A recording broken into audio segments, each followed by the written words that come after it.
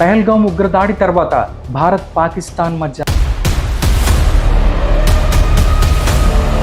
గత 10 సంవత్సరాలుగా నరేంద్ర మోడీజీ నాయకత్వంలో हमने पाकिस्तान के आतंकी और सैन्य ठिकानों पर स्थगित किया है। ఇక ఇప్పుడున్నటువంటి ప్రభుత్వము అటువంటి ప్రభుత్వం కాదు.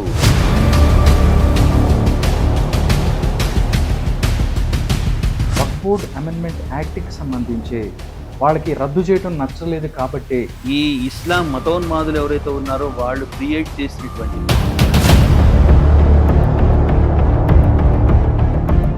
వాళ్ళని ఇబ్బంది పెట్టడానికి బీజేపీ గవర్నమెంట్ ఎన్ని చేస్తుంది అని చెప్పాము. దీని వెనుక కాంగ్రెస్ ఉందని మీరు భావిస్తున్నారా? అసలు ఈ పాకిస్తాన్ ఏర్పడడానికి కారణమే కాంగ్రెస్.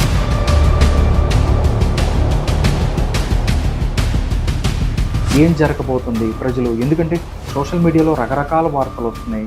ఈ దేశాన్ని సర్వనాశనం చేసింది బాపూజీ అని పిలిపించుకునే మోహన్ దాస్.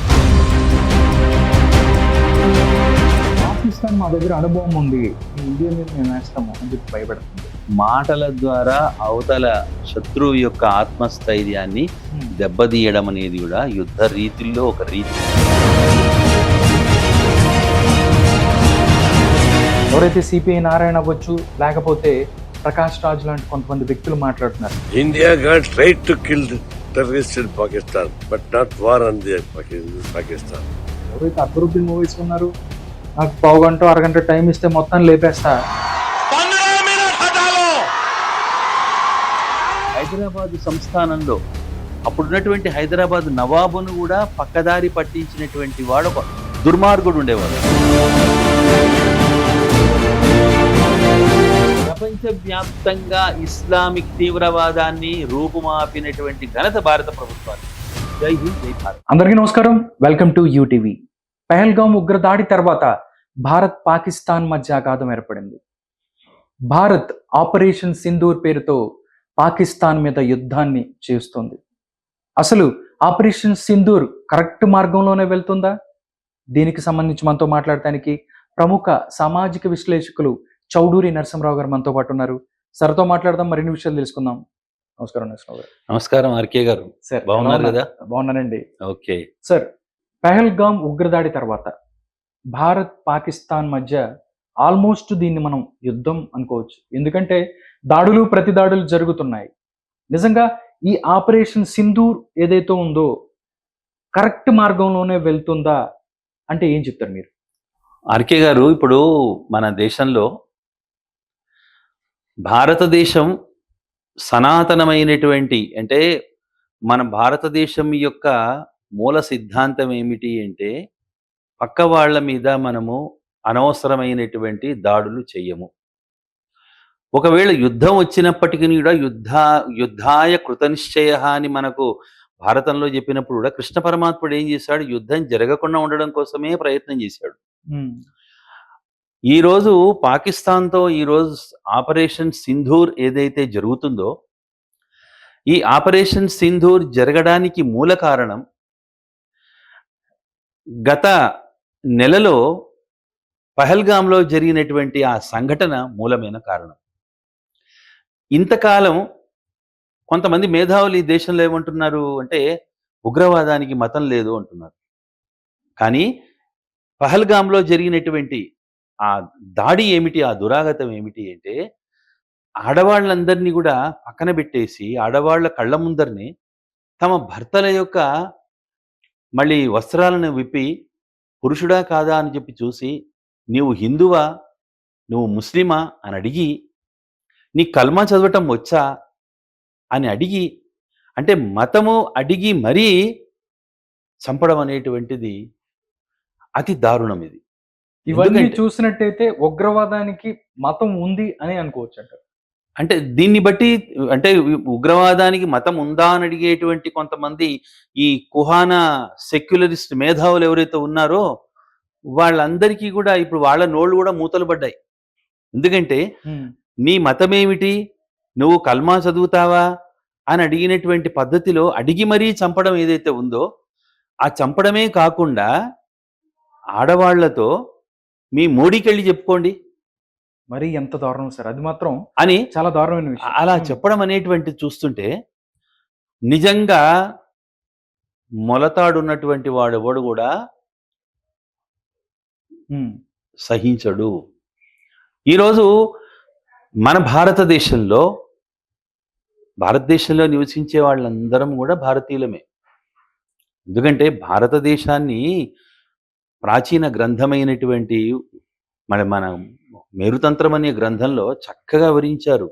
ఏమిటి అంటే రత్నాకర ధౌతపదాం హిమాలయ కిరీటిని బ్రహ్మరాజర్షి రత్నాఢ్యాం వందే భారతమాతరం అనే ఒక చక్కటి శ్లోకం మనకు కనిపిస్తుంది. ఉమ్, అంటే ఈ మొత్తం భారతదేశాన్ని ఒక దివ్యమైనటువంటి దేవాలయంగా భావించి ఇక్కడ మనకు మత ప్రాతిపదికన మనం ఎప్పుడు కూడా విడదీయలేదు. కానీ మన దౌర్భాగ్యం ఏమిటంటే, అంటే ఆర్కే గారు ఉమ్. ఇప్పుడు చెప్పడము అవసరం కాబట్టి నేను చెప్తున్నాను. తప్పకుండా మనం మాట్లాడాలి. ఈ దేశాన్ని సర్వనాశనం చేసింది బాపూజీ అని పిలిపించుకునే మోహన్ దాస్ కరమ్చంద్ గాంధీ, అలాగే చాచా నెహ్రూ అని పిలువబడేటువంటి పండిత్ జవహర్లాల్ నెహ్రూ. ఈ ఇద్దరి వల్ల ఈ దేశంలో ఈరోజు ఇటువంటి పరిస్థితి సంక్రమించింది. ఆనాడేమన్నాడు గాంధీ గారు, దేశ విభజన చేయడం అంటే నా దేహాన్ని 2 ముక్కలు చేయడమే అన్నాడు. నెహ్రూ గారు ఏమన్నారు, దేశ విభజన అదొక పెద్ద జోక్ అన్నాడు. ఏం చేశారు? దేశ విభజన ఏ విధంగా చేశారు? మత ప్రాతిపదికగా చేశారు. 48లో ఉమ్, మీరు పాకిస్తాన్లో ఉండే వాళ్ళందరూ ముస్లిమ్స్ అటు వెళ్ళిపోండి. అప్పుడు ఒక మాట అంటే పాకిస్తాన్కి వెళ్ళండి, ముస్లిమ్స్ మొత్తం వెళ్ళిపోండి అంటే అదొక పద్ధతిగా ఉండేది. అలా చేయలేదు.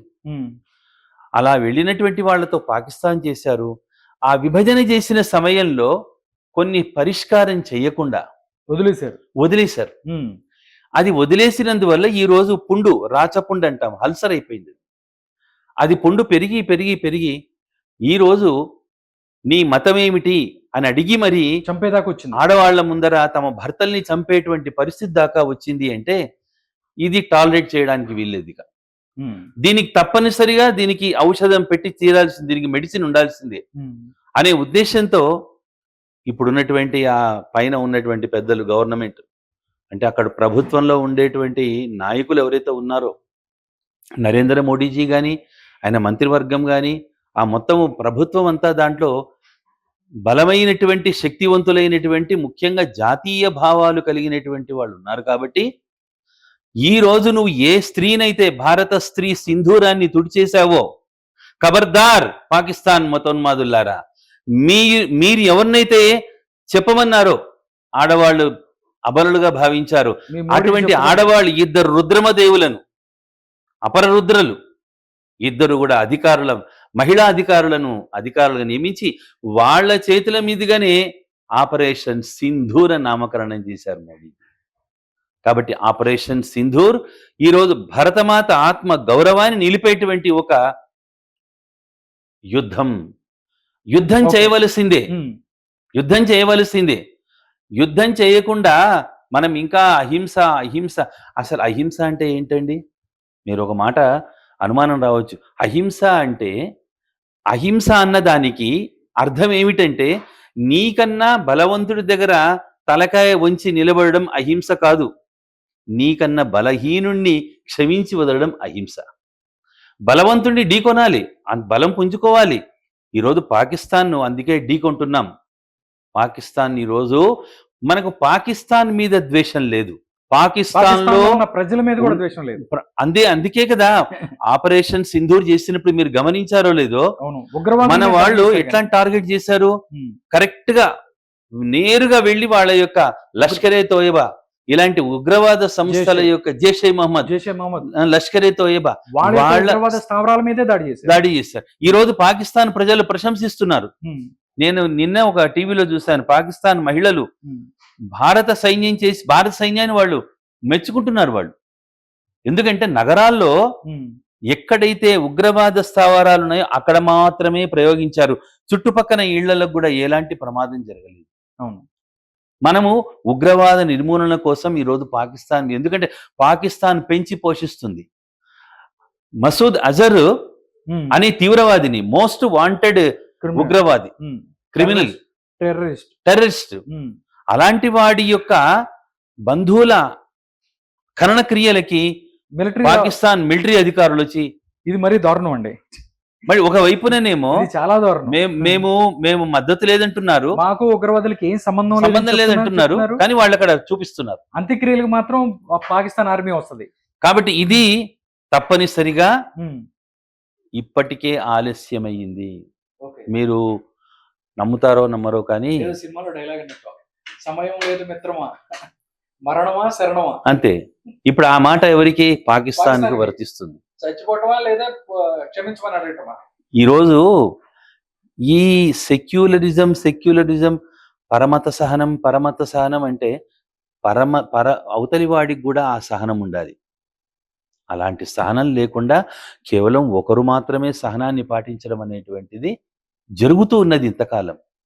గత 75 సంవత్సరాలుగా మళ్ళీ పరిపాలించినటువంటి ప్రభుత్వాలు, వాళ్ళు చేసినటువంటి నిర్వాకాలు, ఓట్ల రాజకీయాలు మీరు చెబితే పోతారు.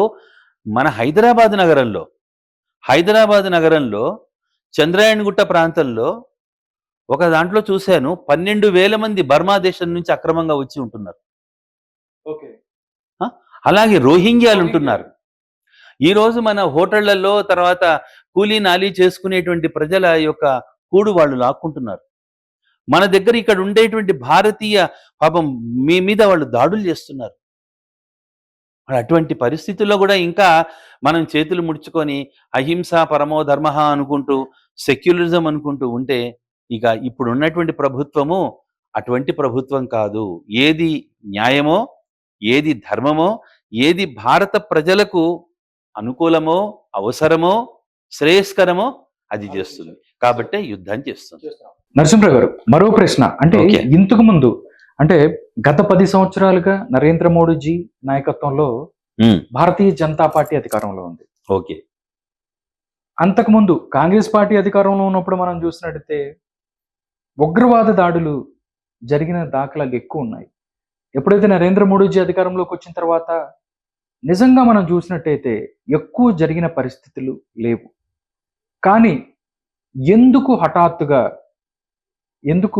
పహల్గామ్ని టార్గెట్ చేశారు ఉగ్రవాదులు అని చెప్పి జనాలకు అందరికీ వస్తున్న ప్రశ్న. ఎందుకంటే ఆర్టికల్ 370 అవ్వచ్చు, లేకపోతే రామ జన్మభూమి లాంటి, అంటే మా లైఫ్లో కూడా మేము వాటిని చూడలేము అనుకున్న వాటిని చాలా ఈజీగా చిటికేసినట్టుగా ఇలాగా పరిష్కరించింది బీజేపీ. బట్ ఎందుకు టార్గెట్ చేశారు అని చెప్పి అంటే ఏం చెప్తారు మీరు?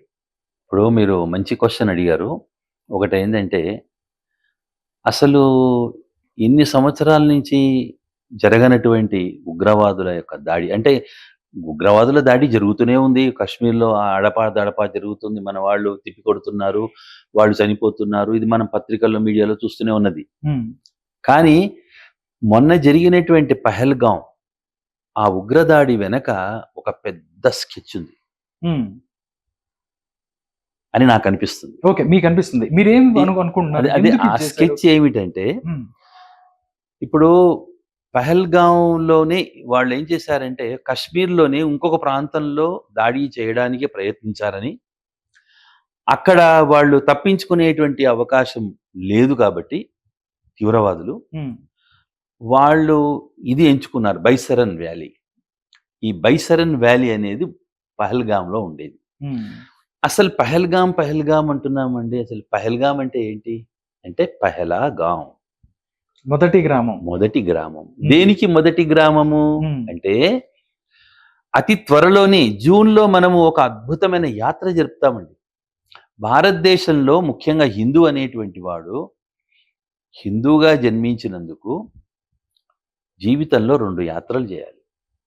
ఒకటి అమర్నాథ్ యాత్ర, ఒకటి మానస సరోవర్ యాత్ర. రేపు జూన్లో అమర్నాథ్ యాత్ర ప్రారంభం కాబోతుంది.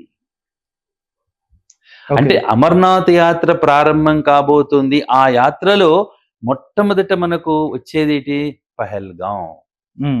ఈ పహల్గాంలో మనకు ఇక్కడ భయభ్రాంతులను చేస్తే ప్రజలంతా కూడా, యాత్రికులు ఎవరైతే ఉన్నారో ఆ యాత్రికులు ఇక్కడి నుంచి భయభ్రాంతులైపోతే కాశ్మీర్లో మళ్ళీ ఉగ్రవాదుల దాడులు, అక్కడ ప్రజలకి ఈ ప్రభుత్వం పట్ల వాళ్ళకి నమ్మకం లేదు, అక్కడ మళ్ళీ కలహాలు వచ్చాయి అని యాత్రికులంతా రాకుండా ఉండాలని, ఉమ్, అలాగే అక్కడ ఎవరైతే రేపు అమర్నాథ్ యాత్ర ఏదైతే ఉందో ఆ అమర్నాథ్ యాత్రకు వెళ్ళేటువంటి వాళ్ళకి ఒక హెచ్చరిక లాగా మీరు ఇంకా యాత్ర చేయలేరు, మేమున్నాం ఇక్కడ. మేమున్నాము ఉమ్, అనేటువంటి ఒక హెచ్చరిక లాగా మళ్ళీ ఆ చెప్పడం కోసం. ఓకే. రెండవది ఏంటంటే ఇక్కడ మరొక విషయం ఏంటంటే, నీ మతం అడిగి భర్తను వాళ్ళ కళ్ళ ముందరనే చంపడం అనేటువంటిది ఇది అత్యంత ఘోరమైనటువంటి విషయం. ఓకే. అసలు ఇది ఎవరు సహించరు, ఈవెన్ ఆ సమాజంలో ఉండే మహిళలు కూడా సహించరు. ఉమ్, మన అటువంటి ఎందుకు ఆ విధంగా వాళ్ళు చేశారు అంటే, ఈ ఘోరాన్ని చూసినటువంటి హిందువులు ఉమ్, దేశవ్యాప్తంగా హిందువులు మహమ్మదీయుల మీద బడి చంపేస్తారని, ఇక్కడ ఇక ఒకరి తలలో నరుక్కుంటారని, అంతర్కలహాలు ఈ వస్తాయి. అంతఃకలహాలలో రాబోయే రోజుల్లో ఇక్కడ ఉండేటువంటి ప్రభుత్వాన్ని ఇంటికి పంపించాలి, జాతీయవాద ప్రభుత్వం, మోడీజీ లాంటి ఒక నిఖార్స్ అయినటువంటి నిజంగా మగాడు అంటే మోడీ గారే. ఆయన ఆజన్మ బ్రహ్మచారిగా 72 ఏళ్ల వయస్సులో 27 ఏళ్ల కుర్రాళ్ళలాగా పనిచేస్తున్నాడు. ఆయన రోజుకి 2 గంటలు 3 గంటల పాటు ఆయన ధ్యానం ద్వారా నిద్రపోతున్నాడు, నిద్ర కూడా పోవటంలా. అంత దేశం కోసము 24 గంటలు కష్టపడేటువంటి ఒక అంకిత భావం కలిగినటువంటి ఓ నరేంద్ర మోడీ గారు. మళ్ళీ మీరు ఇందాక ఒక మాట అన్నారు ఆర్కే గారు, మన కళ్ళ ముందు అయోధ్య రామ జన్మభూమి, మనం నిజంగా బాలరాముడి విగ్రహము అక్కడ అయోధ్యలో రామాలయం చూస్తామా అంటే, మీకు ఒక చిన్న విషయం చెప్పాలి ఈ సందర్భంగా. అయోధ్య వచ్చింది కాబట్టి చెప్పాలి. నేను అయోధ్య రామ జన్మభూమి ఉద్యమంలో పాల్గొన్నవాడిని. ఓ 700 మంది కరసేవకులను తీసుకెళ్లిన వాడిని. నేను ప్రత్యక్షంగా పరోక్షంగా పాల్గొన్నవాడిని. నాకు అయోధ్య రామ జన్మభూమిలో ఈరోజు ఆ యొక్క ఉద్యమం ఏదైతే ఉందో ఆ ఉద్యమంలో ఎంతమంది ప్రాణాలు బలిగొన్నారంటే, మన కళ్ళ ముందు జరిగిన ఉద్యమాలే కాకుండా ఔరంగజేబు కాలం నుంచి హిందువులు తమ స్వాభిమాన సంకేతమైనటువంటి, అంటే మనకు ప్రతి హిందువు కూడా పొద్దున లేవగానే 7 మోక్ష క్షేత్రాలను తలుచుకుంటాడట. ఉదయం లేవంగానే ప్రాతస్మరణ అంటాం మనం. అయోధ్య, మధుర, మాయ, కాశీ, కాంచి, అవంతిక, పురి, ద్వారావతి చైవ సప్తైతే మోక్షదాయక అని అందులో అయోధ్య అనేటువంటిది మొట్టమొదట పేరు వస్తుంది. మళ్ళీ అటువంటి అయోధ్యలో మనకు దేశంలో పడగొట్టినటువంటి వేలాది లక్షలాది ఆలయాలు మాకు తిరిగి కావాలని అడగటంలా హిందూ ఆ 3 ఆలయాలు కావాలి. అయోధ్య రాముడు పుట్టాడు, మధుర కృష్ణ, శివుడు కాశీలో ఉన్నటువంటి శివుడు ఉన్నటువంటి ఈ 3 ఆలయాలు మాకు కావాలి అని అడుగుతున్నారు. అందులో అయోధ్య ఆలయ నిర్మాణం నరేంద్ర మోడీ గారి నాయకత్వంలో సంభవించింది. అద్భుతమైన ఆలయాన్ని నిర్మాణం చేసుకున్నాం మనం. అలాగే మీరు ఇందాక అన్నట్టుగా 370 ఆర్టికల్ ఏదైతే ఉందో, అసలు ఈ 370 ఆర్టికల్ ఏంటండి, దీని ఆంతర్యం ఏంటి? అసలు 370 ఆర్టికల్ పెట్టడంలో నెహ్రూ చేసినటువంటి అతిపెద్ద లోపం అండి అది. ఏమిటి అంటే, ఈ కశ్మీర్ సమస్యను నెహ్రూ గారు ఏం చేశారంటే అంతర్జాతీయ స్థాయిలోకి తీసుకెళ్ళాడు. అంతర్జాతీయ సదస్సులో దీని ప్రతిపాదన పెట్టాడు. ఇప్పుడు మన ఇంటి తగాదాను తీసుకుపోయి వీధిలో పెడితే అప్పుడు ఏమవుతుంది, అందరూ జోక్యం చేసుకుంటారు, తల ఒక మాట చెప్తాడు. ఇప్పుడు జరిగింది. ఇప్పుడు కాశ్మీర్ గురించి అది మరొక విషయం చెప్పాలి మీకు. మనకు 49 సంస్థానాలు, మొత్తం 52 సంస్థానాలు భారతదేశంలో రాజ్యాంగంలో విలీనం కాకముందు. ఈ 52 సంస్థానాల్లో 49 సంస్థానాల్లో ఉక్కు మనిషి సర్దార్ వల్లభాయ్ పటేల్ గారు భారత రాజ్యాంగంలోకి, నేషనల్ గవర్నమెంట్లోకి విలీనం చేశాడు. ఒక్క హైదరాబాద్ వాడే తోకాడించాడు, వాడిని సైనిక చర్య చేశాడు, వాళ్ళను మొత్తం దారిలోకి తెచ్చుకొని అది కూడా హైదరాబాద్ సంస్థానాన్ని కూడా మన భారత రాజ్యాంగంలోకి తీసుకొచ్చాడు. కానీ నెహ్రూ గారు 2 సంస్థానాల్ని పెట్టుకున్నాడు. ఏమిటి? కశ్మీర్ సంస్థానం ఒకటే పెట్టుకున్నాడు. కశ్మీర్ సంస్థానాన్ని నేను భారత రాజ్యాంగంలోకి తీసుకుంటాన్నాడు. ఆ ఒక్క కశ్మీర్ సంస్థానం సమస్యల పాలు చేశాడు. ఎందువల్ల అంటే, ఎప్పుడైతే మీరు 1947 స్వతంత్రం తర్వాత పాకిస్తాన్ మత ప్రాతిపదికన విభజన అయిపోయిందో, విభజన అయినటువంటి ఆ సమయంలో ఖచ్చితమైనటువంటి లైన్ ఆఫ్ కంట్రోల్ అనేటువంటిది, ఆ సరిహద్దు రేఖను వీళ్ళు సరిగ్గా నిర్దేశించలేకపోయారు. ఎందుకంటే ఓట్ల రాజకీయం. ఈ దేశంలో ఉండేటువంటి మహమ్మదీయులను, మైనారిటీలను, వీళ్ళ యొక్క ఓట్లు మనకు కావాలి. ఎంతసేపటికి కాంగ్రెస్ ప్రభుత్వము ఓట్ల రాజకీయం తప్పితే ఈ దేశ భవిష్యత్తు కోసం, ఈ దేశం యొక్క నిర్మాణం కోసం వాళ్ళు పనిచేయడం అనేటువంటిది చాలా తక్కువ. కాంగ్రెస్ గవర్నమెంట్ స్వతంత్రానికి ముందు కొంతమంది త్యాగధనులు, ప్రకాశం పంతులు గారు, అలాగే కొంతమంది మహానుభావులు పనిచేశారు. దుగ్గిరాల గోపాల కృష్ణయ్య గారు కొంతమంది పనిచేశారు, పని చేయలేదనను. కానీ ఈ రోజు కాంగ్రెస్ పార్టీ వల్లనే 75 సంవత్సరాలు ఈ రోజు మన దేశంలో ఆ 370 ఆర్టికల్ అనేటువంటిది కశ్మీర్ మెడ మీద ఆ గొంతు మీద కత్తి పెట్టినట్టుగా ఏర్పాటు చేశాడు. ఏమిటి అంటే, అక్కడ ఐక్యరాజ్య సమితిలో ఒక మాట ఏమన్నారంటే, అక్కడ ప్రతినిధులు, అధికారులు ఏమన్నారంటే, మీరక్కడ మళ్ళీ మెజారిటీ పబ్లిక్, నెహ్రూ గారు ఏమన్నారు, అక్కడ మెజారిటీ పబ్లిక్, కశ్మీర్లో ఉండే మెజారిటీ పాపులేషన్ ఏదైతే ఉందో వాళ్ళు మేము భారత్లో ఉండాలనుకుంటే మేము భారత్లో ఉంచుతాం, లేదు మేము పాకిస్తాన్కి వెళ్ళాలనుకుంటే పాకిస్తాన్కి ఇచ్చేస్తాం. అక్కడ ఉండే మెజారిటీ పబ్లిక్ నిర్ణయించుకోవాలి, ఈ విషయంలో మేము చేసేది ఏమీ లేదు, ప్రజాస్వామ్య ప్రభుత్వము, ప్రజలు, మెజారిటీ ప్రజలు ఏదైతే అంగీకరిస్తారో అదే అని అన్నాడు నెహ్రూ గారు. ఈ మాటను పట్టుకొని అక్కడి నుంచి 5 లక్షల మంది కశ్మీరీ పండిట్లను ఊచకోత కోసారు. వాళ్ళ ఆడవాళ్లను వాళ్ళ కళ్ళ ముందర మానభంగం చేశారు, వాళ్ళను తరిమి కొట్టారు. ఈరోజు మరొక విషయం మీకు చెబుతున్నాను. నాడు కశ్మీరీ పండిట్స్ ఎవరైతే ఉన్నారో వాళ్ళ వారసులు ఈరోజు ఎక్కడ పనిచేస్తున్నారో తెలుసా మీకు? మన దేశంలో సులభ కాంప్లెక్స్లను ఉన్నాయి, సులభ కాంప్లెక్స్లలో పనిచేస్తున్నారు మ్యాక్సిమం. అంటే అటువంటి దౌర్భాగ్యమైనటువంటి పరిస్థితి ఈరోజు కశ్మీర్ పండిట్లకి తీసుకొచ్చినటువంటి ఆ ఘనత నెహ్రూ గారిది, నెహ్రూ గారి ప్రభుత్వానికి. అప్పుడు 370 ఆర్టికల్ని ప్రవేశపెట్టడం జరిగింది. దానికి సర్దార్ వల్లభాయ్ పటేల్ అంగీకరించలా. ఏమిటా 370 ఆర్టికల్ అంటే, కశ్మీర్ స్వతంత్ర ప్రతిపత్తి కలిగినటువంటి ఒక రాజ్యము, దీని ప్రధానమంత్రి, దీని రాష్ట్రపతి భారతదేశానికి సంబంధం ఉండదు. అక్కడ ఉన్నవాడు భారతదేశంలో ఎన్ని వందల ఎకరాలైనా సరే భూమిని కొనుక్కోవచ్చు, కానీ భారతదేశంలో ఉండేటువంటి వాడు కశ్మీర్లోకి వెళ్ళి 1 సెంటు భూమిని, 1 గజం భూమిని కూడా కొనుక్కోవడానికి వీల్లేదు. ఇది 370 ఆర్టికల్ యొక్క దాని యొక్క సమగ్ర స్వరూపం. ఈ 370 ఆర్టికల్ వల్ల ఈరోజు పాకిస్తాన్ 2 పాక్ ఆక్రమిత కాశ్మీర్, పిఓకే ఒకటి, అలాగే ఆ లైన్ ఆఫ్ కంట్రోల్ పక్కన ఇప్పుడు కాశ్మీర్ అనే ప్రాంతంలో ఎలాగైనా సరే అల్లకల్లోలం చేసి మనము ఈ కాశ్మీర్ని మొత్తాన్ని కూడా హస్తగతం చేసుకోవాలనేటువంటి ఈ 370 ఆర్టికల్ వల్ల కశ్మీర్ మీద దాడులు జరుగుతున్నాయి. ఈ రోజుకి అదే చేస్తుంది పాకిస్తాన్. ఆ 370 ఆర్టికల్ ను మోడీ గారి గవర్నమెంట్, జాతీయవాద గవర్నమెంట్, పటిష్టమైన గవర్నమెంట్ రద్దు చేసింది. ప్రజాస్వామ్యాన్ని అక్కడ మళ్ళీ పరిరక్షించింది. ఈరోజు ఫరూక్ ఉమర్ అబ్దుల్లా ప్రభుత్వం, ప్రజా ప్రభుత్వం అక్కడ పరిపాలన జరుగుతుంది. ఇది మోడీ గారు చేసినటువంటి, అంటే వక్ఫ్ బోర్డ్ అమెండ్మెంట్ యాక్ట్ కి సంబంధించి వాళ్ళకి రద్దు చేయడం నచ్చలేదు కాబట్టి ఉగ్రవాదులు ఈ దాడి చేశారని చెప్పి కూడా కొంతమందిలో ఒక భావన ఉంది. ఇంతవరకు కరెక్ట్ అని చెప్పి మీరు అనుకుంటారు? అంటే ఒకటండి, వక్ఫ్ బోర్డు విషయం అడిగారు కాబట్టి, అసలు వక్ఫ్ బోర్డు ఎక్కడుందండి ప్రపంచంలో?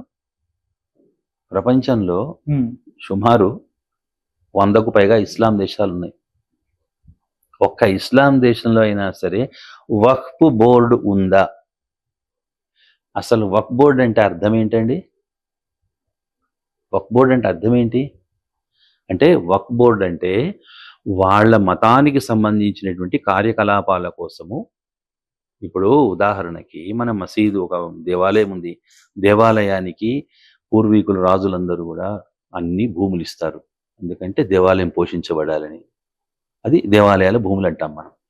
వక్ఫ్ కూడా ఏమిటంటే, ఆ రోజుల్లో కొంతమంది అసలు ఈ వక్ఫ్ అనేటువంటిది ఇక్కడ మన దేశంలో కాంగ్రెస్ పార్టీకి సంబంధించినటువంటి కుహనా సెక్యులరిస్టులు, అలాగే ఈ ఇస్లాం మతోన్మాదులు ఎవరైతే ఉన్నారో వాళ్ళు క్రియేట్ చేసినటువంటి పదం ఇది, వక్ఫ్ బోర్డ్ అనేటువంటి. అసలు వక్ఫ్ బోర్డ్ అనేది ప్రపంచంలో లేదండి, పాకిస్తాన్లో ఉందా వక్ఫ్ బోర్డు?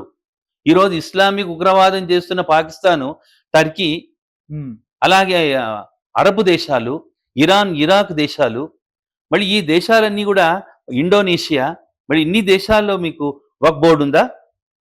నేను అడుగుతున్నాను. మరి వక్ఫ్ బోర్డు లేదే, మళ్ళీ భారతదేశంలో ఎందుకు వక్ఫ్ బోర్డు ఉండాలి?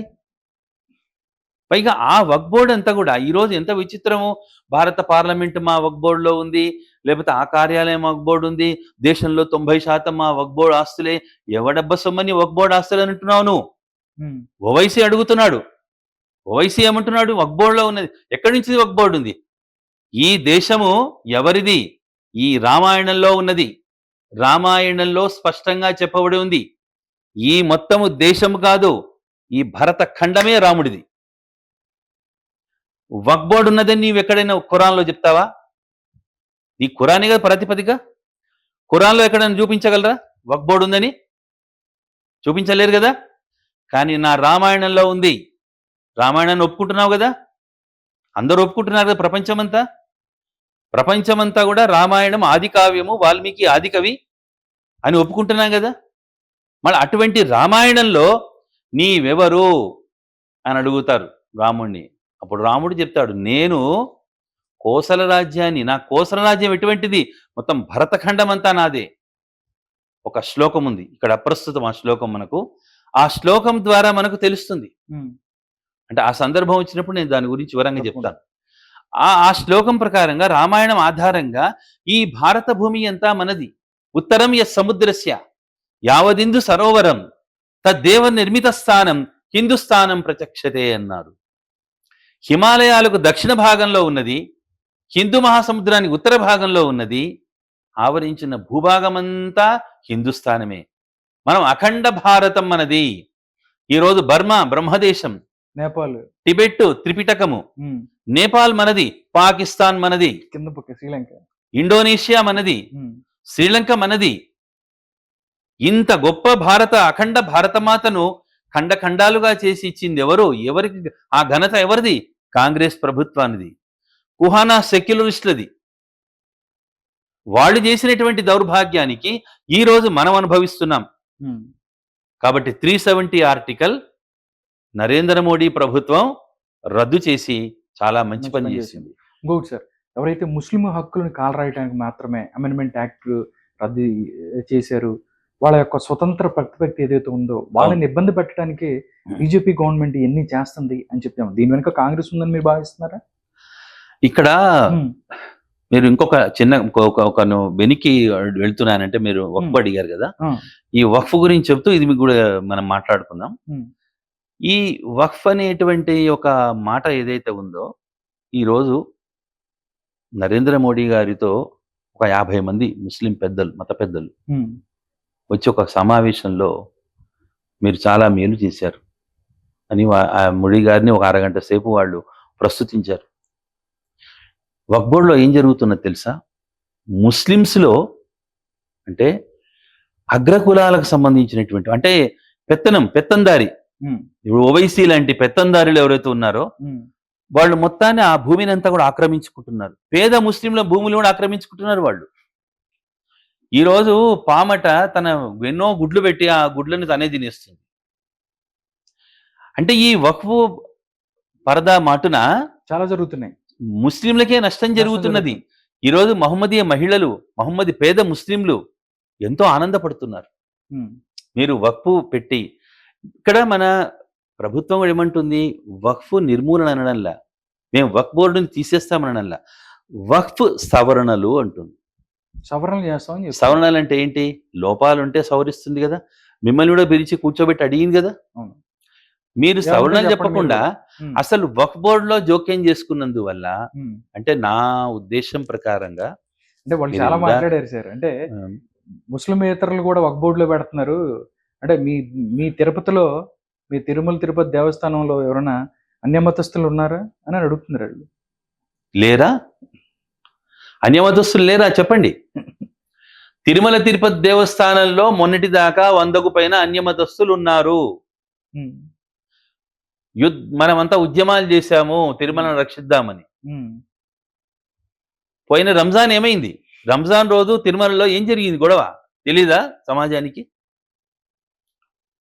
ఒకడు నమాజ్ చేశాడు, ఉమ్, పెద్దగా అరవల, అల్లాహ్ అక్బర్ అని పెద్దగా అరిచాడు. మళ్ళీ వాడిని పట్టుకొని వచ్చిన తర్వాత ఇక్కడ ఎంత ప్రీ ప్లాన్డ్ వీళ్ళదంటే, వాడు అరవక ముందే వాడు పిచ్చోడని చెప్పి వాడికి సర్టిఫికెట్, ఉమ్, వాడు హాస్పిటల్ నుంచి పారిపోయాడని చెప్పి ఒకటి, ఉమ్, వాడు చూస్తే దున్నపోతులాగా ఉన్నాడు. వాడి మాటలు వాడి మెంటాలిటీ చూస్తే అసలు వాడికి పిచ్చి పట్టలేదు. వాడికి పిచ్చి కాదు, పిచ్చి పట్టించేటట్టున్నాడు వాడు. మరి అటువంటి వాడు ఇదంతా ప్రీ ప్లాన్డ్ కాదా?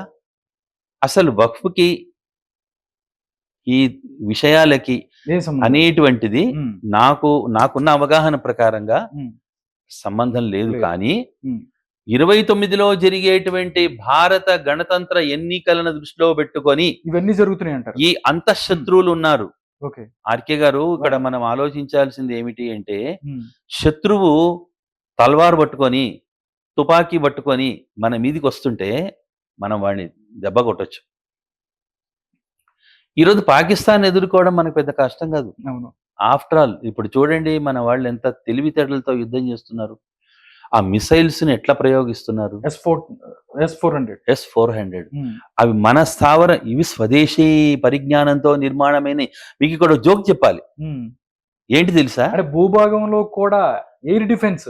ఈరోజు ప్రపంచంలో మేమే పెద్ద టెక్నీషియన్స్, మా టెక్నాలజీ చాలా గొప్పదని విర్రవీగేటువంటి చైనా పంపించినటువంటి ఆ రాడార్లు తర్వాత అవన్నీ కూడా ఫెయిల్ అయిపోయినాయి, పనిచేయట్లేదు, ఫెయిల్ అయిపోయి మన భూభాగాల్లో పడిపోయినాయి. మన స్వదేశీ పరిజ్ఞానంతో తయారు చేసినటువంటి మళ్ళీ ఈ యొక్క శతఘ్నులు కానీ తుపాకులు కానీ డ్రోన్స్ కానీ ఎంత బ్రహ్మాండంగా చేస్తున్నాయి. మనం అంటే లైట్ ఫైటరింగ్ సిస్టంతో చీకట్లో కూడా అవి ఆ శత్రువుల యొక్క డెస్టినేషన్ ని టార్గెట్ చేస్తుంది, లొకేషన్ టార్గెట్ చేస్తుంది. అది మళ్ళీ ఆ టెక్నాలజీ ఇంత టెక్నాలజీ మనకు పెరగడానికి కారణము ప్రభుత్వం సమర్థవంతంగా ఉండడమే. కాబట్టి ఈరోజు వక్ఫ్కి కానీ ఏ యుద్ధానికి కానీ ఇది అంతర్జాతీయంగా భారతదేశంలో అల్లకల్లోలం చేసి మత కలహాలు సృష్టిద్దామని చేసిన ఇది వక్ఫ్ అనేటువంటిది యాదృచ్ఛికంగా ఇప్పుడే అది కూడా మనకు పార్లమెంట్ లో జరుగుతున్నది. ఒకటి సార్, ఆపరేషన్ సింధూర్కు సంబంధించి ఏదైతే ఉందో ముందుకెళ్తున్న పరిస్థితి, మోడీ గారు డెఫినెట్లీ దీనికి సంబంధించి పాకిస్తాన్ ఎంత చేసినా గానీ వెనక్కి తగ్గేది లేదు అని చెప్పి యుద్ధానికి ముందుకెళ్తున్న పరిస్థితి. కానీ కొంతమంది ఎవరైతే సిపిఐ నారాయణ అవ్వచ్చు, లేకపోతే ప్రకాష్ రాజ్ లాంటి కొంతమంది వ్యక్తులు మాట్లాడుతున్నారు, యుద్ధం అవసరమా అని చెప్పి మాట్లాడుతున్న పరిస్థితి కనపడుతుంది. యుద్ధం అంటే సర్వనాశనం అయిపోతుంది, ప్రజలు చనిపోతారు, డబ్బులన్నీ అయిపోతాయి అని చెప్పారు. అలాంటి వాళ్ళని మీరు ఏ రకంగా చూస్తారు? ఇది అవకాశవాద రాజకీయం. ఇప్పుడు ఆ యాక్టర్ ప్రకాష్ రాజ్ గురించి తెలియంది ఎవరికి?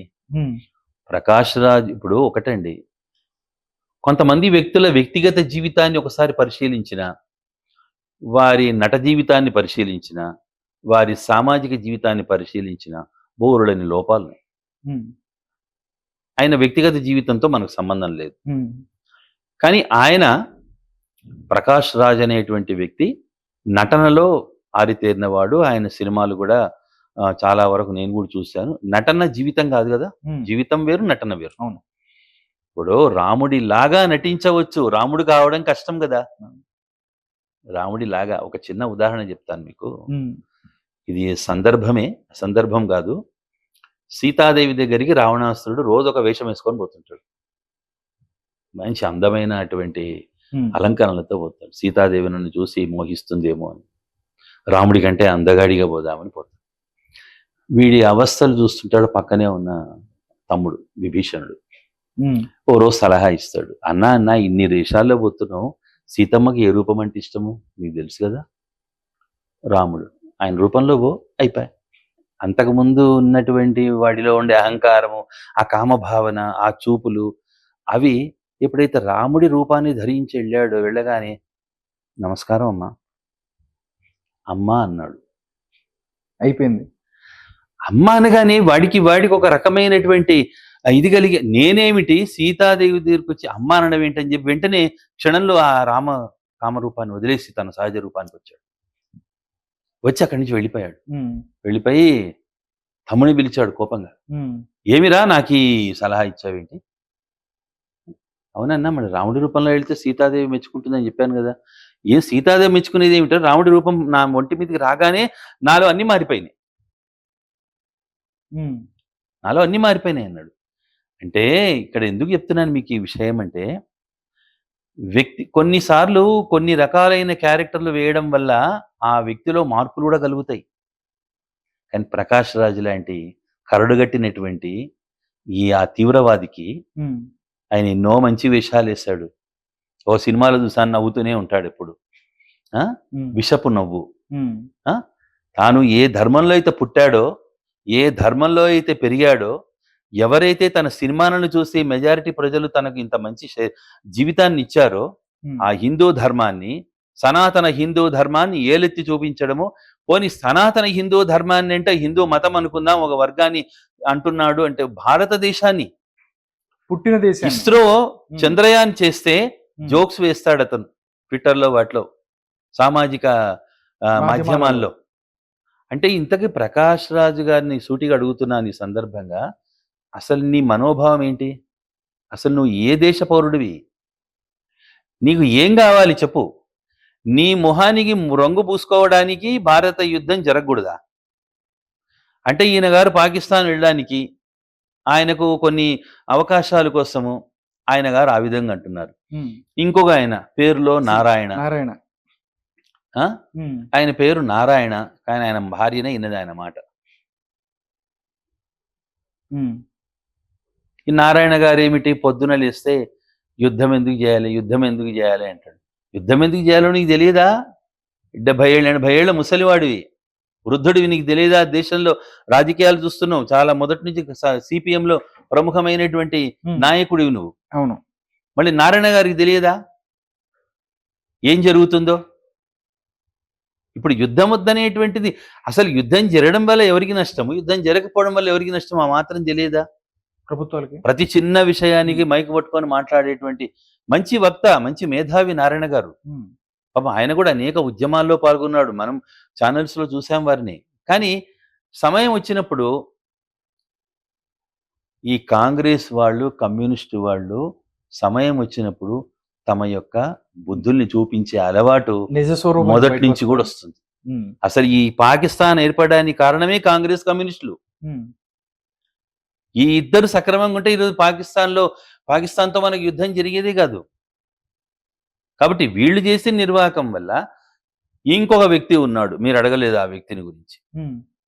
ఈ పాల్ గారు, కేపాల్, చాలా గొప్పవాడు ఆయన, మహానుభావుడు. పాకిస్తాన్ వెళ్తున్నాడు అంటే నేనేమంటున్నానంటే, మనము పనిగట్టుకొని వాళ్ళ మీద మనము యుద్ధం చేయడం కాదండి, వీళ్ళేనండి అంతఃశత్రువులు. ఈ అంతఃశత్రువుల్ని గుర్తుపట్టడమే చాలా కష్టమైన పని. ఓకే. పాల్ గారట పాకిస్తాన్కి వెళ్ళి మాట్లాడొస్తారట, పొమ్మనండి, మళ్ళీ వస్తాడు, అసలు పోయి రమ్మనండి. అసలు పోగలడా? నేను పాస్పోర్ట్ లేకుండా 25 దేశాలు తిరిగాను అంటున్నాడండి ఆయన. మేధావులారా, మళ్ళీ ఇలా ఉన్నది మన దేశంలో మేధావుల ఆలోచన కొంతమందిది, నేను అందరిని అనను. కాబట్టి ఈరోజు ఎవరు ఏమన్నా ఒకటి, ఆర్కే గారు, ఒకటి, ఈ దేశంలో జాతీయవాద ప్రభుత్వం ఉన్నది, మంచిని మంచి చేస్తుంది, చెడును చెడు చేస్తుంది. ఆపరేషన్ సింధూర్ ఖచ్చితంగా చేస్తుంది, ఇంకా ముందు కూడా కొనసాగుతుంది. ఓకే. ఎందుకంటే కొన్ని సమయాలు వచ్చినప్పుడు ఇంకా ఉపేక్షించడానికి వీల్లేదు. ఇప్పుడు మహాభారతంలో కృష్ణుడు వెళ్ళి సంధి చేయడానికి ఎంతో ప్రయత్నం చేశాడు, శతవిధాల ప్రయత్నం చేశాడు, చివరికి ఆయన్నే తాళ్లతో గట్టి బంధించారు. రాయబారిని గౌరవించాలి, కానీ అది మూర్ఖులు కదా, పట్టి బంధించారు, అవమానించారు. చివరికి యుద్ధాయ కృత నిశ్చయ, యుద్ధం జరిగితే తెలుస్తుంది ఎవరి బలం ఎంతుందో. ఇంకా కాకమ్మ కబుర్లే, యుద్ధం చేస్తే నష్టపోతాం. ఎస్, నష్టపోతాం. ఏం పూడ్చుకునే శక్తి లేదా?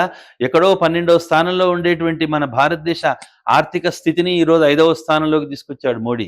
పాకిస్తాన్ స్థితి ఏంటి? గోధుమ ఏమీ పిండి చేతగాని పాకిస్తాన్ దేశంలో ఉండేటువంటి ప్రజలు పాకిస్తాన్ ని వ్యతిరేకించట్లేదు బహిరంగంగా, కానీ వాళ్ళలో కూడా ఒక రకమైన మదన మొదలైంది. ప్రభుత్వానికి దీని కూడా వ్యతిరేకత ఉన్నది అక్కడ. అవును. కానీ మనలాగా మేకతోలు కప్పుకున్నటువంటి మేకవన్ని పురుల్లాగా లేరు వాళ్ళు. కాబట్టి ఈ దేశంలో ఉమ్, మళ్ళీ అంతఃశత్రువులను కూడా ఏరేయడం అనేటువంటిది ఒక పనిగా పెట్టుకున్నటువంటి ప్రభుత్వం, కేంద్ర ప్రభుత్వం. ఇప్పుడు రాష్ట్ర ప్రభుత్వాలు కూడా పటిష్టంగా ఉన్నాయి. ఎక్కడ కూడా ఈరోజు మోడీ గారిది బుల్డోజర్ ప్రభుత్వం అని అంటారు. ఎవరు మన ఆదిత్యనాథ్ యోగిజీ, ఉత్తరప్రదేశ్. యోగి ఆదిత్యనాథ్ ఉమ్, మళ్ళీ బుల్డోజర్లతో కొన్ని ఇళ్ళు నిలమట్టం చేశాడు. ఎందుకు చేశాడు? రోడ్డు మధ్యలో ఇల్లు కట్టి అక్కడ ప్రార్థనా మంది మదర్సాలు కట్టి ఈరోజు వేల మదర్సాలని పాకిస్తాన్ మదర్సాలను కూల్చేసింది మన మిసైల్స్. అందుకని మదర్సాల గురించి చెప్పుకుంటే చాలా చెప్పుకోవచ్చు. ఓకే. ఎందుకంటే ముక్కుపచ్చలారనటువంటి పిల్లలను, అన్యం పుణ్యం తెలియని పిల్లలను మనిషి జీవితంలో మతోన్మాదం వైపు తీసుకెళ్తాను. 15 సంవత్సరాల వరకు చాలా ముఖ్యమైనటువంటి వయస్సు. చదువుకోవాలి వాళ్ళు. ఈ రోజు మనం ఈ మాత్రం మన యొక్క వ్యక్తిగతంగా మనం యొక్క ఈ విధంగా ఉన్నాము అంటే మనం పుట్టినప్పటి నుంచి మనము 10th క్లాస్ చదివే వరకు ఉన్న సంస్కారం మనం ఈరోజు జీవితం నిలబెడుతున్నాం. కాబట్టి ఈ దమ్మున్న ప్రభుత్వం పైన ఉంది. కొన్ని రాష్ట్ర ప్రభుత్వాలు దమ్మునే ఉన్నాయి కాబట్టి అడ్డుకట్టలు వేస్తున్నాయి. ఇవన్నీ కూడా ఉమ్, భారతదేశ సార్వభౌమత్వాన్ని, భారతదేశం యొక్క గొప్పదనాన్ని నిలపడం కోసమే కానీ ఆపరేషన్ సింధూర్ పాకిస్తాన్ మీద ప్రతీకారం తీర్చుకోవడానికి అయితే కాదు. ఓకే సార్, అందరిలోనూ ఒక ప్రశ్న. యుద్ధం ఇప్పుడంటే ఆపరేషన్ సింధూర్ ఏ స్టేజ్ లో ఉంది, ఏం జరగబోతుంది ప్రజలు, ఎందుకంటే సోషల్ మీడియాలో రకరకాల వార్తలు వస్తున్నాయి. భవిష్యత్తు మనం చెప్పలేము. ఉమ్, భవిష్యత్తు మనం చెప్పలేము. ఏం జరిగే అవకాశం ఉంది? అంటే మనమే కాదు, ఉమ్, నరేంద్ర మోడీ గారు కూడా చెప్పలేరు. ఓకే. ఎందుకంటే ఎత్తుకు పై ఎత్తే యుద్ధంలో ఉండవలసింది.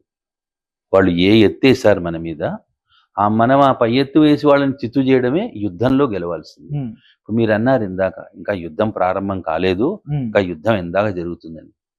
యుద్ధం ప్రారంభం అయిపోయింది. యుద్ధం ప్రారంభమైంది. ఆ యుద్ధంలో భాగమే తీవ్రవాద శిబిరాలు మనం 9 నేలమట్టం చేశాం. ఉమ్, ఇంకా ఎక్కడెక్కడ ఏమేమి ఉన్నాయో ఏరుతున్నాం. అంటే మన సైనిక అధికారులు అదే పనులలో ఉన్నారు. ఏదైతే ఉన్నదో వాటిని నేలమట్టం చేస్తారు. ఓకే. ఇప్పుడు వాళ్ళ శక్తి ఎంత ఉందో మన మీద ప్రయోగిస్తారు, మన శక్తి ఎంతో మనం వాళ్ళ మీద ప్రయోగిస్తాం. వాళ్ళు 500 డ్రోన్లు ప్రయోగించినా, వాళ్ళు 1000 డ్రోన్లు ప్రయోగించినా దానికి తగ్గ శక్తి, ఇంకా వాస్తవంగా చూస్తే మన శక్తిని మొత్తం కూడా మనము ప్రయోగించడం లేదు. కేవలము మనకు ఉన్నటువంటి అపారమైన శక్తిలో నాకు తెలిసి ఒక 1 or 2% మాత్రమే ఇప్పటికీ మన వాళ్ళు ప్రయోగిస్తున్నట్టుగా నాకు అనిపిస్తుంది. ఇంకా చాలా చాలా ఉన్నాయి మన దగ్గర. వాస్తవంగా చూస్తే పాకిస్తాన్ ఈరోజు ప్రపంచాన్ని మోసం చేస్తున్నది ఏంటంటే, వాస్తవంగా ఈరోజు ఒక చిన్న విషయం చెప్తానండి. ఇన్ని జరుగుతున్నాయి కదా, ఉమ్, ఒక్కరన్నా భారతదేశానికి చెబుతున్నారా మీరు చేస్తున్నది తప్పు ఆపండి అని? భారతదేశానికి support పత్రికల్లో చేస్తున్నారు కదా. చూసారా, మీడియాలో ఎక్కడన్నా? మీరు చేస్తుంది కరెక్ట్, మీ వైపు మేము ఉన్నామని చెప్తున్నారు. భారతదేశం యొక్క హక్కు ఉగ్రవాదాన్ని నిర్మూలించడం. ఎందుకంటే ఈరోజు ఉగ్రవాదం అనేది హిందూ మతానికో లేకపోతే భారతదేశానికో కాదు, ఈ ఇస్లాం తీవ్రవాదం అనేటువంటిది ప్రపంచానికే ఒక పెద్ద సమస్య. కాబట్టి ఈరోజు ప్రపంచ ప్రజలంతా కూడా, ప్రపంచ దేశాలన్నీ కూడా ఉగ్రవాదాన్ని ఉమ్, దెబ్బ కొట్టాలి. ఓకే. ఈరోజు మహమ్మదీయులు కూడా, అంటే ముస్లింలు కూడా ఉగ్రవాదాన్ని ఒప్పుకోవటం లేదు. నేను ఒక విషయం చెప్తానండి, ముస్లిమ్స్ అందరూ చెడ్డవాళ్ళు కాదు. నాకు ముస్లిం మిత్రులు ఉన్నారు. నేను దాదాపుగా ప్రైమరీ స్కూలు 1-2 క్లాసులు ఉర్దూ మీడియం చదువుకున్నాను. ఉమ్, నాకు మహమ్మదీయ ఫ్రెండ్లు ఉన్నారు. మేము చక్కగా పిలుచుకుంటాం. నేననేది మహమ్మదీయుడిని నేను వ్యతిరేకించను, క్రైస్తవుడిని వ్యతిరేకించను, ఉమ్, కానీ దేశద్రోహి అయితే హిందువును కూడా వ్యతిరేకిస్తాను నేను. ఈ కుహనా సెక్యులరిస్టులు ఉన్నారే వాళ్ళని వ్యతిరేకిస్తాం. కాబట్టి ఈరోజు భారతదేశం వేసే ప్రతి అడుగు సరి అయినటువంటిది. ఎందుకంటే మనము త్రిశూల్ వ్యవహారం ఉంది మనది. మన పద్ధతి త్రిశూల్ పద్ధతిలో యుద్ధం చేస్తున్నాం మనం. త్రిశూల వ్యూహం. త్రిశూల వ్యూహం అంటే ఒకటే సమయానికి 3 పనులు చేస్తున్నాం మనం. ఒకటేం చేస్తున్నాం, ఉగ్రవాదుల మీద దాడులు చేస్తున్నాం. వాళ్ళ శిబిరాల్ని ఐడెంటిఫై చేసి వాళ్ళ శిబిరాల్ని దాడి చేస్తున్నాం. రెండో పని ఏం చేస్తున్నాము అంటే ఉగ్రవాదులకు సహాయం చేసే స్లీపర్ సెల్స్. మీరు ఆశ్చర్యపోతారు, ఉమ్, ఉగ్రవాదులకి స్లీపర్ సెల్స్ తెలంగాణలో 20,000 మంది ఉన్నారు.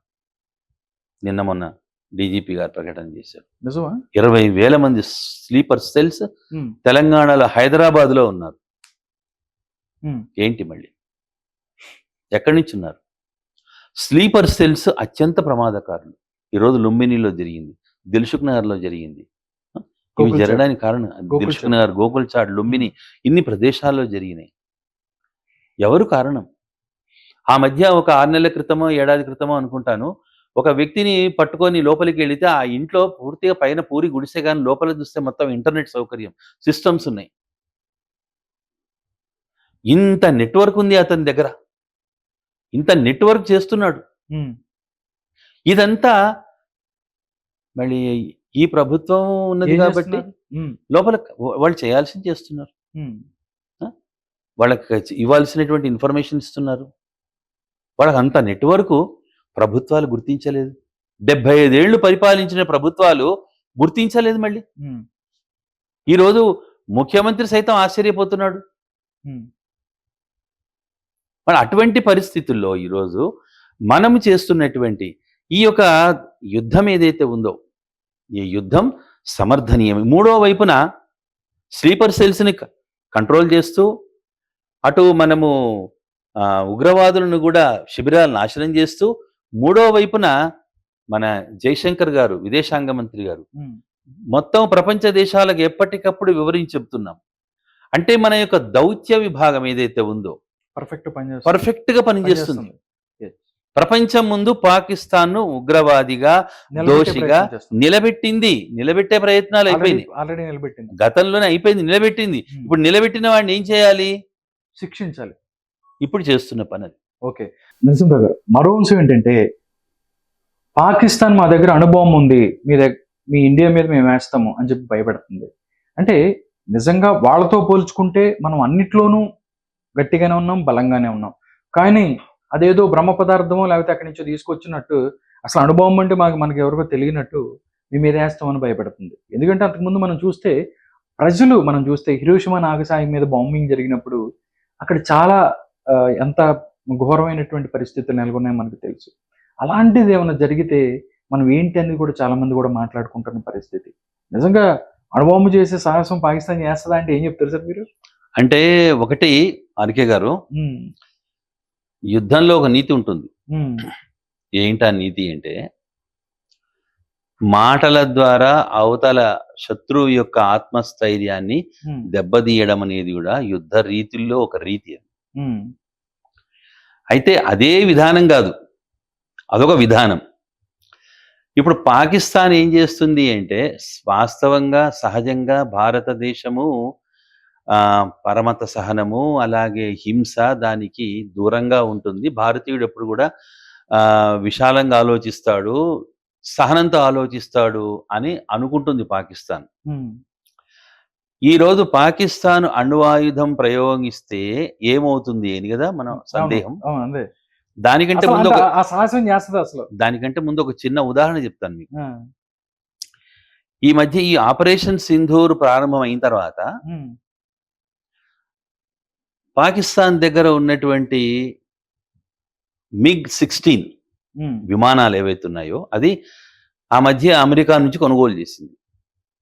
ఆ అమెరికాలో ఏదైతే సంస్థ ఆ MiG-16 అనేటువంటి ఆ ఫైటర్ జెట్లను ఇచ్చినప్పుడు ఒక మాట అన్నది. ఏమిటి అంటే కండిషన్ ఏంటి అంటే, ఆ షరతు ఏంటి? తీవ్రవాద ఉగ్రవాద కార్యకలాపాలకి ఈ ఫ్లైట్స్ ని మీరు జెట్లను ఉపయోగించకూడదు అని కండిషన్ ఉంది. మొన్న పాకిస్తాను మన మీదికి, మన భారత సైనికుల మీదికి ఆ విమానాన్ని ప్రయోగించింది. ఆ MiG-16 అనేటువంటి ఫైటర్ జెట్ ను ప్రయోగించినప్పుడు మన వాళ్ళు 400 S-400 మిసైల్తో దాన్ని కొట్టారు. బద్దలు కొట్టేశారు. ఉమ్, ఈ విషయం తెలిసినటువంటి అమెరికా కంపెనీ ఒక అల్టిమేటం ఇచ్చింది పాకిస్తాన్కి. ఏమని ఇచ్చింది అంటే, మన కండిషన్ ఏంటి, మా షరత్ ఏంటి, మా నిబంధన ఏంటి, తీవ్రవాదానికి ఉగ్రవాదానికి మీరు ఉపయోగించకూడదని. మీరు ఉపయోగించారు అంటే మీరు అనొచ్చు, డీల్ క్యాన్సిల్. వాళ్ళు తీవ్రవాదాన్ని ఇక్కడ ఉపయోగించారండి, భారత సైనికుల మీద ప్రయోగించడానికే కదా అని. భారత సైనికుల మీద ప్రయోగించడానికి ఉపయోగించలేదు, వాళ్ళు సామాన్య పౌరులను టార్గెట్ చేసి ప్రయోగించారు దాన్ని. అది తీవ్రవాదులే చేస్తారు ఆ పని. సైన్యం మీద కనుక ప్రయోగిస్తే, యుద్ధ రీతిలో సైన్యం మీద ప్రయోగించింది కాబట్టి ఆ సంస్థ కూడా పాకిస్తాన్ తప్పు పట్టేది కాదేమో. ఓకే. కానీ అక్కడ జరిగింది అది కాదు.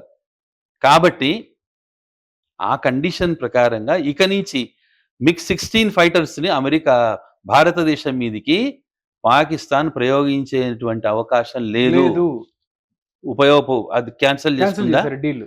ఇక మీరు అది అణువాయుధం దగ్గరికి వద్దాం. ఒక సామెత ఉంది, మొరిగే కుక్క కరవదు అని. ఇది మోటు సామెత, మామూలుగా చెప్పుకుంటాం. పాతకాలం నుంచి. ఇప్పుడు అనడంలో పాకిస్తాన్ మా దగ్గర అణువాయుధం ఉంది, మేము ప్రయోగిస్తాం అని గత ఏడాది నుంచి అంటూనే ఉంది. దానికి ఎప్పుడు చిర్రెత్తితే అప్పుడు అంటుంది. మోడీ గారు కూడా దానికి సరైన సమాధానం పోనీ మీరు అన్నట్టు అణువాయుధం ప్రయోగించింది అనుకోండి. ఇప్పుడు నాగాసాకి, హీరోషిమా మీద ప్రయోగించినటువంటి రోజులు వేరు, పాత రోజులు అవి. ఆ రోజులు కాలం దాటిపోయింది, దశాబ్దాలు గడిచిపోయింది. ఈ రోజు ప్రపంచ స్థితిగతులు వేరు, అప్పుడున్న టెక్నాలజీ ఇప్పుడున్న టెక్నాలజీ వేరు.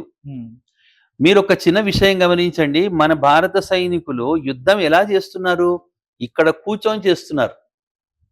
మన భారత భూభాగంలోనే లైట్నింగ్ వ్యవస్థ మీద ఆధారపడి చేస్తున్నారు. మనం కూడా బ్లాక్ నైట్ పెడుతున్నాం, ఇక్కడ టోటల్గా బ్లాక్ నైట్, అక్కడ బ్లాక్ నైట్లే పెడుతున్నారు. నిన్న ఒక ఛానల్లో చూశాను, ఒక ఇంటి మీద ప్రయోగించారు వాళ్ళు డ్రోన్. ఎందుకంటే పొరపాటు మా ఇంట్లో వాళ్ళు ఏదో అవసరం ఉందో ఏముందో లైట్ వేసుకున్నారు వాళ్ళు. ఆ లైట్ వేసుకోవడం వల్ల వాళ్ళు టార్గెట్ చేసి వేశారు. ఒకరికి పాపం ఒక యువకుడికి తొడ మీద కాయడము, హాస్పిటల్ చేర్చడం, 2-3 అయిందట గాయాలు. ఇక్కడ నేనేమంటున్నానంటే, మిసైల్ని వాళ్ళు, ఆ అణువాయుధాన్ని వాళ్ళు ప్రయోగించలేరు. ఎందుకు ప్రయోగించలేరు అంటే వాళ్ళ దగ్గర లేదు కాబట్టి. ఇప్పుడు భారత ప్రభుత్వం అంటుందా మేము ప్రయోగిస్తామని? వాళ్ళకి తెలియదా మన దగ్గర ఎన్ని ఉన్నాయో? మన దగ్గర వ్యవస్థ ఎంత ఉందో తెలుసు కదా. పోఖ్రాన్ దాంట్లో బోర్లన్నీ మనం సేవ్ చేసి పెట్టుకున్నాం. INS విక్రాంత్ అవ్వచ్చు, అగ్ని అవ్వచ్చు, ఎన్ని ఉన్నాయి కాబట్టి వాళ్లకు తెలుసు. కాకపోతే ఏదో ఒక ఇరిటేషన్. ఇప్పుడు ఒకటి ఏమిటి అంటే, మూర్ఖుడు ఏం చేస్తాడంటే, నేను యుద్ధం చేస్తా అంటే ఎంతవరకు చేస్తారు? వాళ్ళ శక్తి ఎంతవరకు, వాళ్ళని కంట్రోల్ చేయటమే మన పని, ఇంకా మనం దాడి చేయటంలా. ఆల్మోస్ట్ ఇందాక ఏదో న్యూస్ చూశాను సార్, చమురులు మొత్తం నిల్వలు అయిపోయినాయి అంట. పెట్రోల్ బంకులు కరాచీ, ఇస్లామాబాద్ లో పెట్రోల్ బంకులని క్లోజ్ చేశారు అని చెప్తున్నారు. వందలాది కోట్లు, వేలాది కోట్లు, లక్షలాది కోట్లు పాకిస్తాన్ ఈరోజు నష్టపోతున్నది. వాళ్లకు తెలుసు. వాళ్ళ పరిస్థితే ఇప్పుడు గోధుమ పిండి కొనుక్కోవడానికి పరిస్థితులు బాగాలేదురా బాబు. అక్కడ అమెరికాలో లీటరు 350 రూపాయలు, 400 రూపాయలు పాల ప్యాకెట్, అలాగే నీళ్ల బాటిల్స్, సామాన్యమైనటువంటి వస్తువులు. ఇంకొక విషయము, మనం ఒక విషయాన్ని మర్చిపోతున్నాము, కానీ మీరు అడగకపోయినా ప్రశ్న నేనే వేసుకొని చెప్తాను. నేను అంటే మొత్తం అన్ని మనం మాట్లాడుకుంటే చివరిగా మేము మీతో మాట్లాడదాం అనుకున్నాం. చెప్పండి. అంటే ఆపరేషన్ సింధూర్ తర్వాత కొన్ని ప్రత్యేకమైనటువంటి కొన్ని పరిస్థితులు ఏర్పడ్డాయి. అంటే MIM మనం ఇక్కడ చూసుకున్నట్టయితే మన తెలంగాణలో అవ్వచ్చు, లేకపోతే కొన్ని చాలా పరుషమైన మాటలు మాట్లాడారు. ఎవరైతే అక్బరుద్దీన్ ఓవైసీ ఉన్నారో, నాకు పావుగంట అరగంట టైం ఇస్తే మొత్తం లేపేస్తా అని చెప్పి వాళ్ళు మాట్లాడిన పరిస్థితి.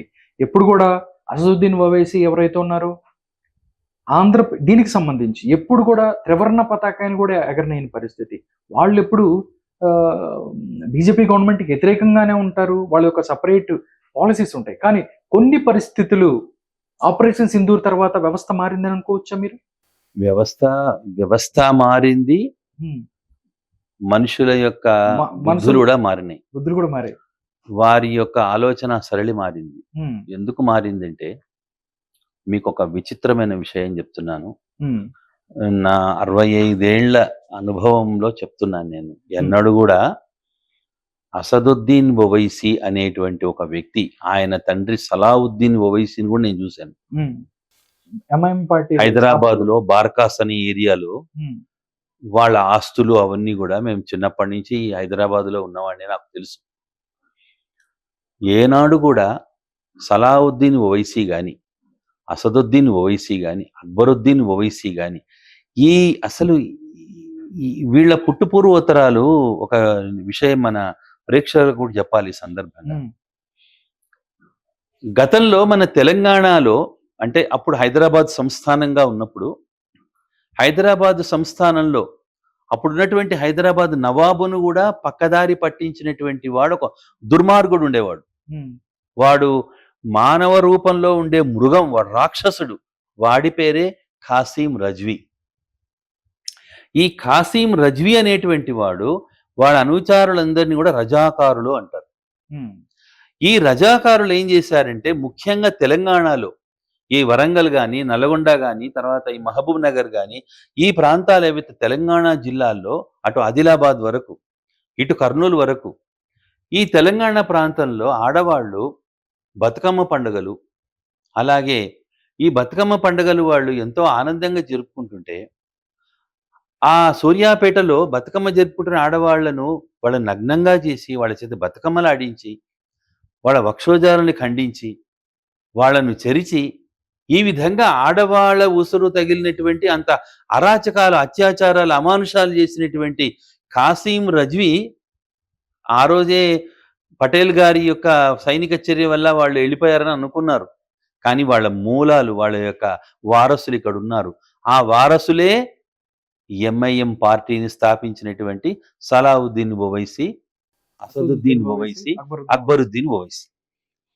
ఈ మహానుభావులు ఎటువంటి వాళ్ళంటే, ఒక్కనాడు కూడా ఇతనేమో ఎమ్మెల్యే అసదుద్దీన్, ఉమ్, అతను అక్బరుద్దీన్ ఎమ్మెల్యే, ఉమ్, ఆయన ఎంపీ. ఆయనేమో ఎంపీ, ఉమ్, హైదరాబాదు ఎంపీ, తిరుగులేని ఎంపీ. ఎప్పుడు ఆయనే. ఉమ్, సరే, ఒక్కనాడన్న భారత ప్రభుత్వాన్ని, భారత జెండాకి వందనం చేశాడా? ఒక సందర్భంగా ఇలా మీలాంటి విలేకరు ఎవరైనా అడిగితే, నేను మాకు భరతమాత అసలు మాకు తల్లి ఎట్లవుతుంది, ఆమె ఆదిపరాశక్తి, ఆమె హిందువుల తల్లి, ఉమ్, మాకు భరతమాత తల్లి కాదు, మై నై బోలుంగా భారత్ మాతకు జై అన్నాడు. ఉమ్, హమ్ నై కహితే అన్నాడు. అని భారతమాత జెండాను కూడా, కనీసం జెండా వందనానికి కూడా పోకుండా తన పార్టీ జెండాను ఎగరేస్తాడు. ఈ జాతీయ పతాకాలు 15th ఆగస్టు కానీ, 26 జనవరి ఎప్పుడు కానీ కార్యక్రమాలకు కూడా పోడు. ఉమ్, తనని గెలిపించింది హిందువులు, తనకు ఓట్లేసింది హిందువులు.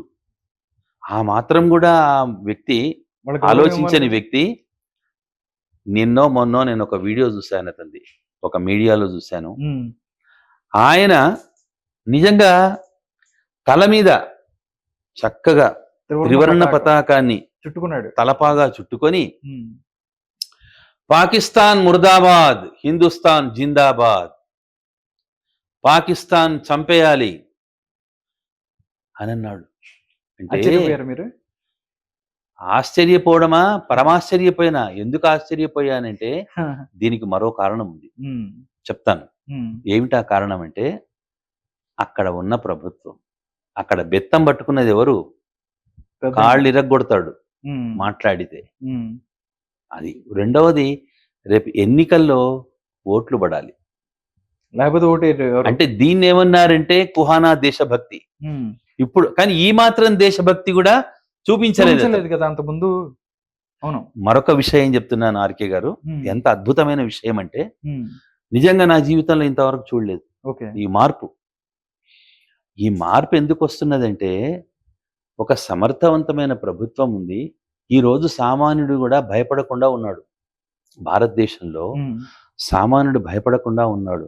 నిశ్చలంగా, నిర్భయంగా ఎందుకున్నాడంటే, ఉమ్, ప్రభుత్వం మీద నమ్మకం ఉంది, కలేజా ఉన్న ప్రభుత్వం, మగధీరుడైన ప్రభుత్వం ఉన్నది అనే ధైర్యంతో వాడు ఏదైతే ఆశించి ఆడవాళ్ల ముందు తమ భర్తల్ని అవమానించి చంపాడో, ఈ సంఘటన చూసినటువంటి హిందువులు భారతదేశంలో ముస్లింల వేలాది మంది ఊచకోతలు కోస్తారు, మత కలహాలు జరుగుతాయని వాడు ఊహించాడు. కానీ ఈ రోజు ఇక్కడ భారతీయుడు, సగటు భారతీయుడు చలించల. ఎందుకు చలించలేదు? మన నాయకుడు చూసుకుంటున్నాడు, ఆయన ఉన్నాడు, ఆయన చూసుకుంటాడు, ఆయన చూసుకుంటాడు అని ఒకటి. రెండవది, అందరూ వాళ్ళు చెప్పినప్పుడు ఇంతవరకు మోడీకో బోలో బోలో అన్నారు. మేము చెప్పాం మోడీకి, ఆయన ఏం చేస్తున్నాడో ఆయన చేస్తున్నాడు. ఆయన మోడీ చేశాడుగా. ఇద్దరు అపర రుద్రలను, మహంకాళులను ఆధిపత్యం ఇచ్చి పంపించాడు. వాళ్ళంతా చూశారు వాళ్ళు. ఇక్కడ ఈ సందర్భంగా మరొక విషయం చెప్పాలి ఏంటంటే, నిజంగా నా కళ్ళతో నేను చూస్తాను అనుకోలేదు ఇంతవరకు. ఏమిటి అంటే, మామూలుగా భారతదేశంలో ఫత్వాలు జారీ చేస్తారు ఈ ముస్లిమ్స్, అంటే ముస్లిం పెద్దలు, ముల్లాలు. ఈ ఫత్వా జారీ చేసేది ఎవరయ్యా అంటే, ఢిల్లీలో ఉండేటువంటి మహమ్మద్ బుఖారీ, సయ్యద్ బుఖారీ అనేటువంటి ఒక ముల్లా, అక్కడ బృందం ఉంటుంది వాళ్ళది. వాళ్ళు ఫత్వా జారీ చేస్తారు. ఉత్తరప్రదేశ్ లక్నోలో ఒక మసీదు, ఈ 2 మసీదులే ఫత్వాలు జారీ చేస్తాయి. అన్ని మసీదులకు ఆ హక్కు ఉండదు. అక్కడ మసీదులో ఏమేమి ఫత్వాలు జారీ చేసేవాళ్ళు ఇంతకుముందు? అరే, వాడిని తలకాయ తీసుకురా, 50 లక్షలు ఇస్తా, వీని ఆస్తి కొల్లగొట్టు, 50 లక్షలు ఇస్తా, ఆ దేవాలయం బడగొట్టు, 1 కోటి రూపాయలు ఇస్తా అని ఫత్వాలు జారీ చేసేవాళ్ళు. అటువంటి బుఖారీ ఈరోజు ఏం ఫత్వా జారీ చేశాడో తెలుసా అండి? వింటే ఆశ్చర్యపోతారు. ప్రో భారత్, ప్రో హిందూ అనే ఫత్వాలు జారీ చేశారు. అంటే ఏమిటి? భారత్ను రక్షించండి, హిందువును రక్షించండి. వాళ్ళు ఏం చెప్తే మనం ఫత్వాలు జారీ చేశారు. ఆ ఫత్వాలు జారీ చేసిన భాగమే దేశంలో ఉండేటువంటి 4 లక్షల మసీదుల్లో శుక్రవారం నాడు నమాజు చేసే ముందు చేతికి నల్లటి నిరసన కట్టుకొని నమాజు ఎందుకు చేయాలి? ఆ నమాజు ప్రార్థన ఎందుకు చేయాలి? పహల్గామ్లో చనిపోయినటువంటి ఆ హిందువుల యొక్క, అదే భారతీయుల యొక్క ఆత్మ శాంతి కోసం పాకిస్తాన్ను చంపేయాలి, పాకిస్తాన్ ముర్దాబాద్ అనేటువంటి స్థితి. ఈ మార్పు ఎక్కడి నుంచి వచ్చిందండి? సమర్థవంతమైన ప్రభుత్వం, జాతీయవాదంతో ఉన్నటువంటి ప్రభుత్వం అక్కడ ఉంది కాబట్టి ఈ విషయం ఎందుకంటున్నానంటే, అలా సమర్థవంతంగా గత ప్రభుత్వాలే గనక పరిపాలించింటే ఈ రోజు మనకి సమస్య పరిస్థితి కాదు. అది ఏది ఏమైనప్పటికీ కూడా మన దేశానికి మంచి రోజులే వస్తున్నాయి. యుద్ధం వస్తుందని బాధపడాల్సిన పని లేదు. ఎందుకంటే ఒక ప్రశాంతమైనటువంటి పరిస్థితి రావడానికి కొంత ప్రళయం వస్తుంది. ఇది అలాంటిదే, మంచి కోసం ఇదంతా. కాబట్టి అతి త్వరలోనే ప్రపంచవ్యాప్తంగా ఇస్లామిక్ తీవ్రవాదాన్ని రూపుమాపినటువంటి ఘనత భారత ప్రభుత్వానికి వస్తుంది. ఓకే, మన కళ్ళతో చూద్దాం. Jai Hind, Jai Bharat. Okay, thank you so much Narasimha Rao garu. ప్రస్తుత రాజకీయ అంశాల మీద, దాంతోపాటు ఆపరేషన్ సింధూర్కు సంబంధించి ప్రతి పాయింట్ ని పిన్ టు పిన్ మా ప్రేక్షకులకు అర్థమయ్యేది చెప్పారు. థ్యాంక్ యూ సో మచ్ అండి. Thank you. మీ ప్రేక్షకులకు కూడా, అందరికీ కూడా ఒక అభినందన తెలుపుతూ